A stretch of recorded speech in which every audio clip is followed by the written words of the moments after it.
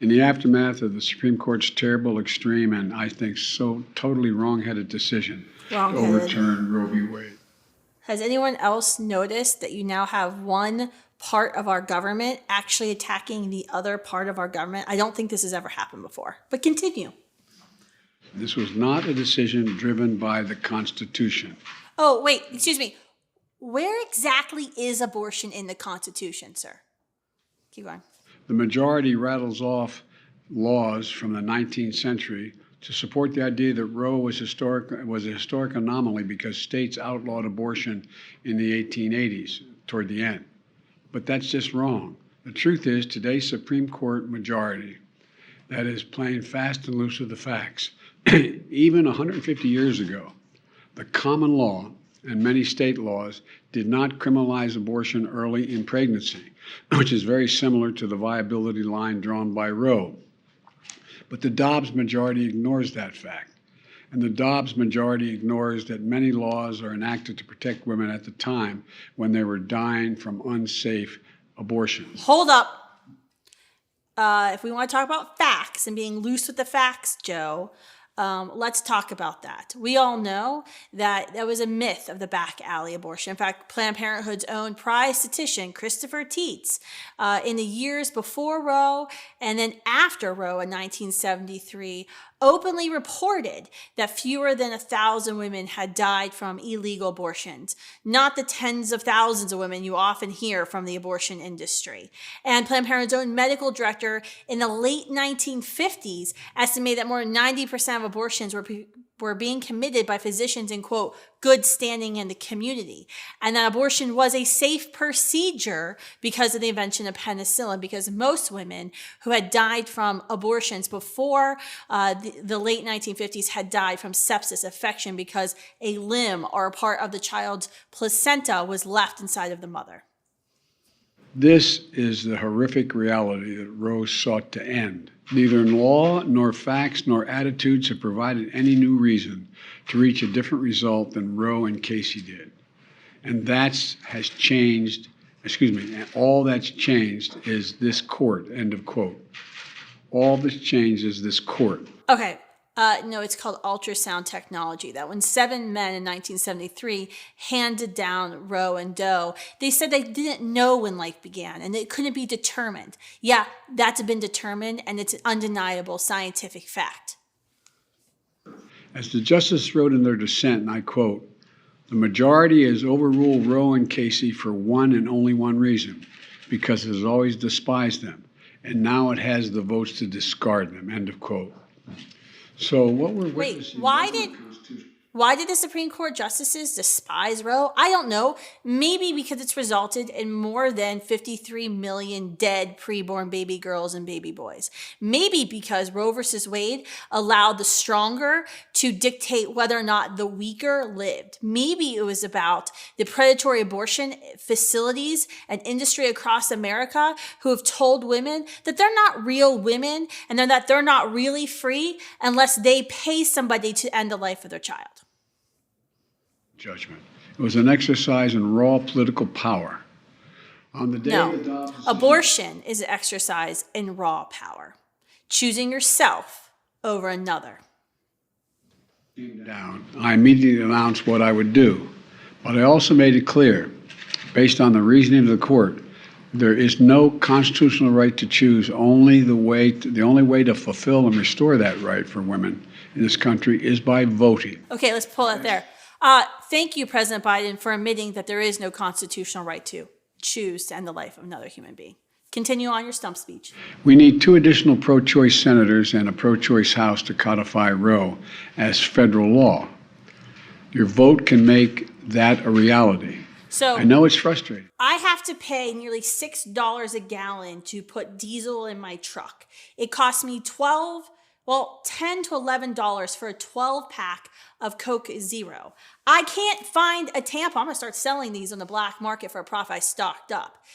So everything about your administration has been an utter failure, but this is what we're going to campaign on. He's literally launching a 2022 and 2024 stump speech right here. Keep going, Joe. after having made a decision based on a reading of a document that was frozen in time in the 1860s. Wait, excuse me. When was the Constitution written? When was the Declaration of Independence written? Are you upset that that was frozen in time in 1700s, Joe? It is noteworthy that the percentage of women who registered to vote and cast a ballot is consistently higher than the percentage of the men who do so. End of quote. Repeat the line. Women are not Repeat the line, Joe. Do you realize he just read off the teleprompter? Repeat the line. Just pointing that out. I don't think the court, or for that matter, the Republicans who for decades have pushed the extreme agenda, have a clue about the power of American women. But they're about to find out. They're going to hear about the power of the post-Roe generation. Women will, in fact, turn out in record numbers to reclaim the rights that have taken from them by the court. Excuse me, Joe. Right to do what? Just clarify. What are you talking about? And let me be clear. While I wish it had not come to this, this is the fastest route available. I'm just stating. All right, just pause it right there. He literally doesn't have anything. This is a big nothing burger, and he's just trying to make his liberal pro-abortion base, which paid millions and millions of dollars to insert a man into the White House who can't even read correctly off of a teleprompter. They're really mad that he hasn't done anything, and this is his big nothing burger. Keep going. Notion: the fastest way to restore Roe is to pass a national law codifying Roe, which I will sign immediately upon its passage. Stop that. I think he probably just excommunicated himself from the Catholic Church there. But keep going. They've raised the threat of criminal penalties for doctors and healthcare providers. They're so extreme that many don't allow for exceptions, even for rape or incest. Let me say that again. Some of the states don't allow for exceptions for rape or incest. This isn't some imagined horror. It's already happening. Just last week, it was reported that a 10-year-old girl just back up here. Reported by an abortionist, and this story has been completely unverified because if this story were true, there would be some other things that should have had to be done. But keep going. 10 years old. And she was forced to have to travel out of the state to Indiana. Hold on. To seek the... Was she raped? Where is her rapist? Are we talking about the fact that a 10-year-old was raped? Because that should outrage everybody, Joe. But instead, no. You want to use this story, which we don't even know if it's verified because it was told by an abortion industry spokesperson and an abortionist. You want to use this tragedy, if it were real, if it is real, to exploit, to get votes in 2022 because Democrats are down in the polls because women across America are having to make decisions about putting gas in their fuel tank and buying food for their children because of Bidenflation. 10 years old, raped, 6 weeks pregnant, already traumatized, was forced to travel to another state. Imagine being that little girl. Imagine being a little girl who's been raped and her story is being exploited to justify the deaths of millions of human beings. Imagine being her. Where is her rapist? Has he been caught? Has he been punished? What about her trauma? Tell me exactly, President Biden, how committing an abortion on a 10-year-old is going to heal her from her trauma of her rape. I'll wait. Does anyone believe that it's Ohio's majority view that that should not be able to be dealt with? When he says dealt with right here, what he's saying is dealt with meaning as a human being that may have been conceived in rape, which we don't know if this story is true, to be violently dismembered, their heart stop beating because of who their father was. Dealt with.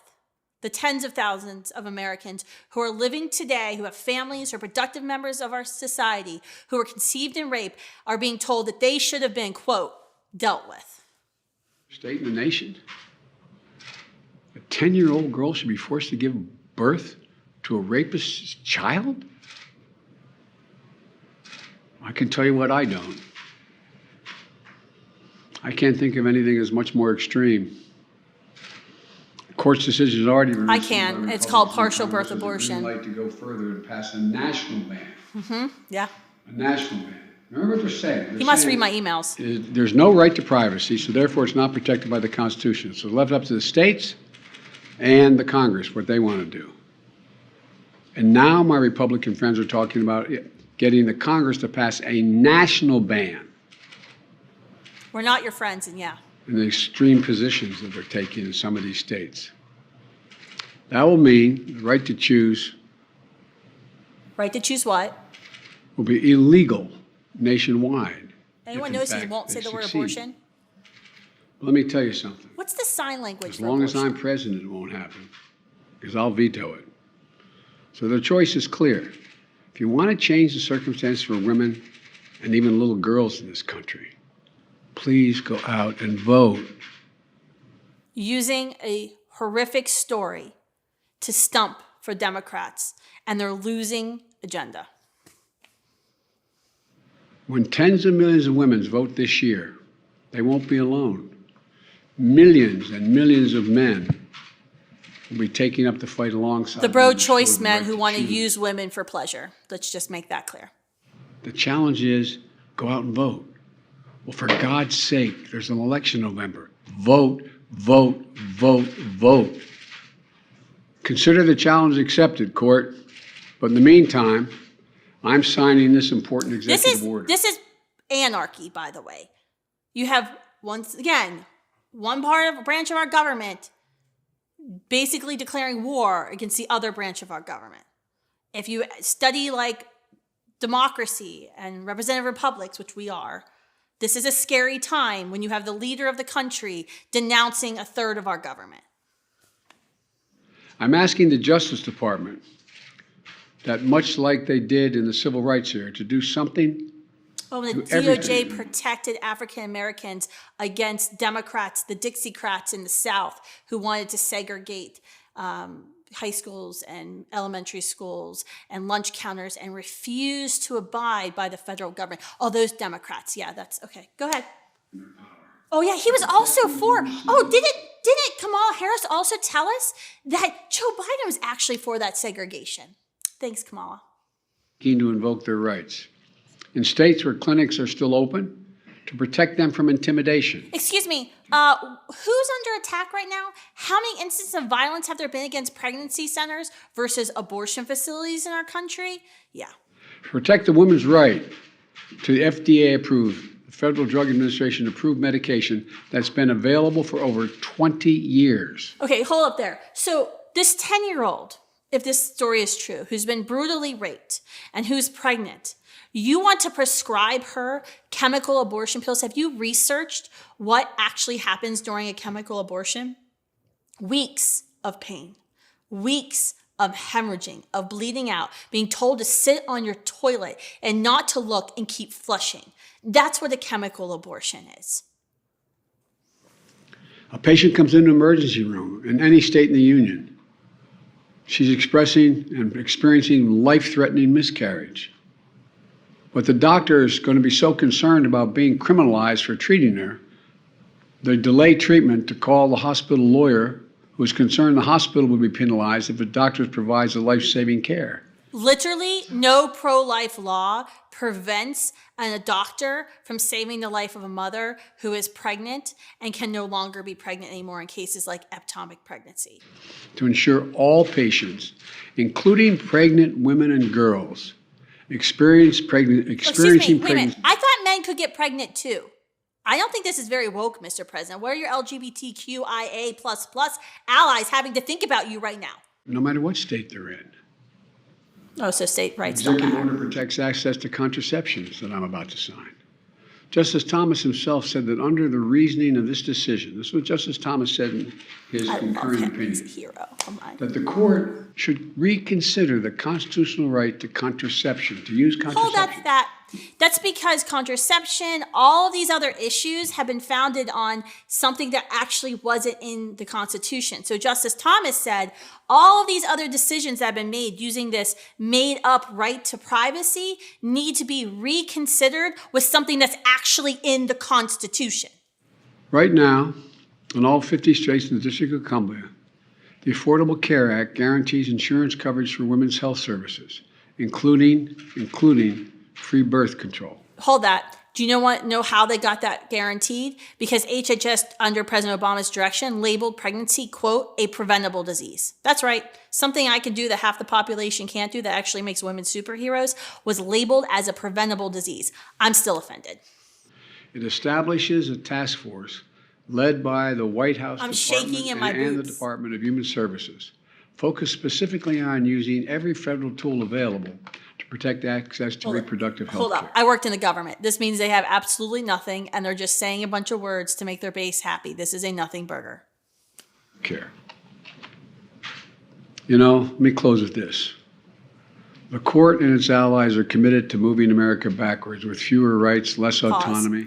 No, actually, we have a very progressive view. This is 2022, Joe. I know you probably might get the dates confused. It's not 1972.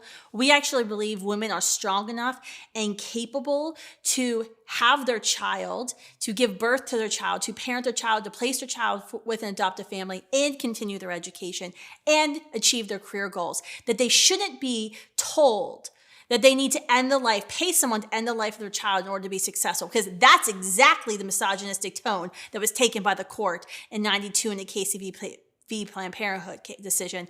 And it sounds like the misogynistic tone you're taking right now. Remember, the reason of the decision has an impact much beyond Roe and the right to privacy generally. Marriage equality, contraception, and so much more is at risk.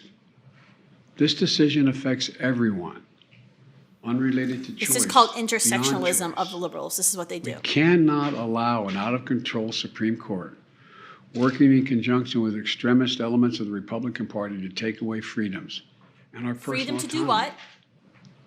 The choice we face as a nation between the mainstream and the extreme, between moving forward and moving backwards, between allowing politicians to enter the most personal parts of our lives and protecting the right of privacy. Privacy to do what? Yes. Embedded in our Constitution. This is a choice. Invisible ink. He probably found it. This is a moment. The moment to restore the rights that have been taken away from us, and the moment to protect our nation from the extremist agenda that is antithetical to everything we believe as Americans. Now I'm going to sign this executive order.